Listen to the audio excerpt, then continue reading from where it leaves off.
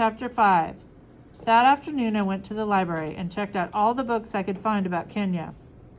I stopped at a map store and bought more detailed maps of the route I would need to take to find the Nuriman Escarpment. I skimmed the books and looked closely at the maps.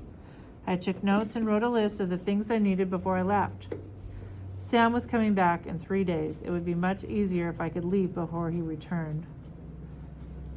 That night, I didn't go to sleep until well after midnight. I was exhausted, but happy for the first time in days. In my mind, I wasn't running away. I didn't belong in Nebraska. I belonged with my father, no matter where he was. I didn't know how he would feel about this, and I didn't even know if I could find him, but I had to try. The next morning, I turned on my mom's computer and wrote a letter to the Kenyan embassy. To whom it may concern, I'm requesting a visa for my son Jacob Lanza. His mother passed away on March 3rd.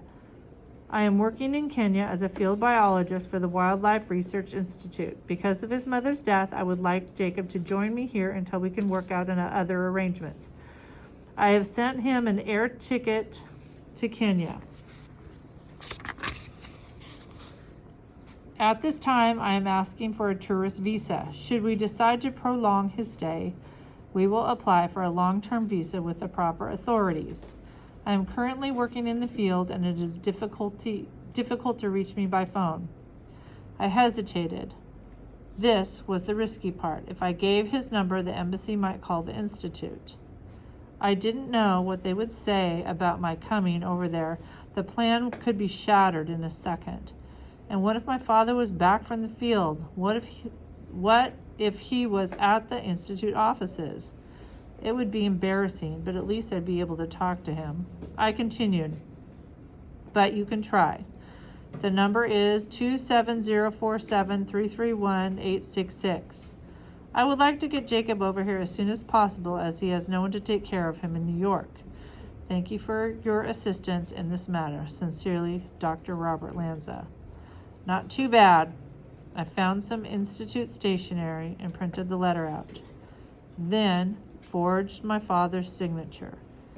As I was reading the letter over, I was startled by the phone ringing. I picked it up. Jacob? It was Sam. Hi. Great timing. Stupidly, I flipped the letter over as if he could see it. I almost laughed. How's it going? Fine. Look, he said, there are some things I need to take care of here. Do you think you'd be okay for a few more days?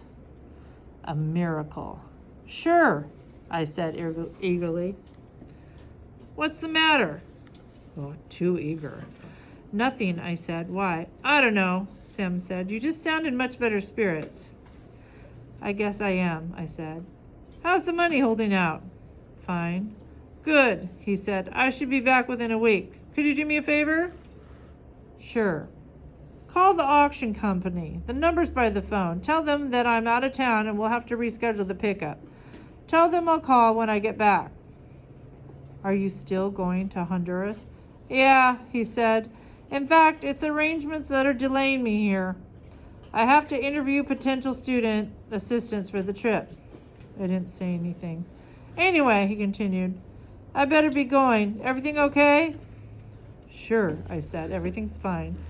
Good. Well, I'll call you back later this week. I hung up the phone. He acted like nothing has happened.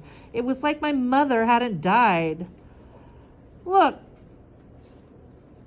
for what isn't there. Look for what isn't there. Perhaps he was throwing himself into his new job as a way of dealing with his grief. It didn't matter. By the time he got back, I would be in the African bush. Before his call, I was feeling somewhat guilty about what I was about to do, but now, what little guilt I had was gone. I wondered if Sam would even notice if I wasn't here when he returned.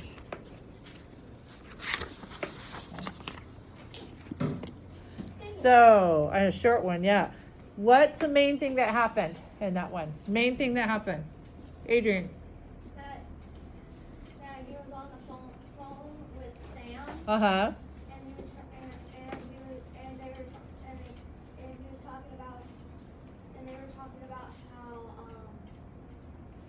talking about how Sam has to stay there, has to be gone for another week. Okay, Sam has to be gone longer. What else, Allie?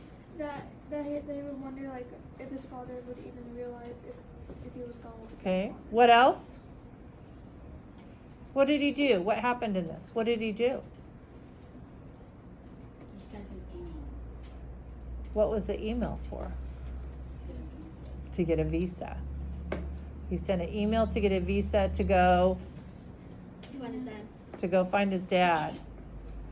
Who was the email from? His father. Did his father send the email? No. So, what was he doing with that email?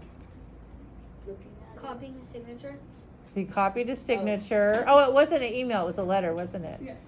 But he was typing on the Did he write computer, yeah. Cause he had to copy his dad's signature For visa. for the visa. Why is he gonna get a visa? So we could find his dad. So Sadie? Oh yeah, but also, there's like a visa's like a credit card, right? This is you know what, that's a really good question. This is do you know what it is? Because I've had a visa before with like a gift card. Okay, go ahead. It's like something you have to do like where you go out of the state. Yeah. When you go out of the United States. Correct. The thing It's, that's there. so, Card. that's, using context clues there, it's a different kind of visa. So this kind of visa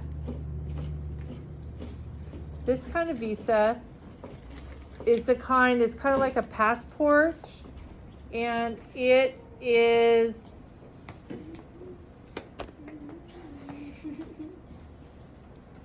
some countries you need a visa to go to, and some you just need a passport. And it's like extra permission. It's permission from that country to enter. Oh, okay. So, okay, readers' reactions. What are your thoughts about this? Well, what do you think the central idea is? He got a visa, or he sent a letter to get a visa, and what else? He forwarded his dad's signature. Forged his dad's signature.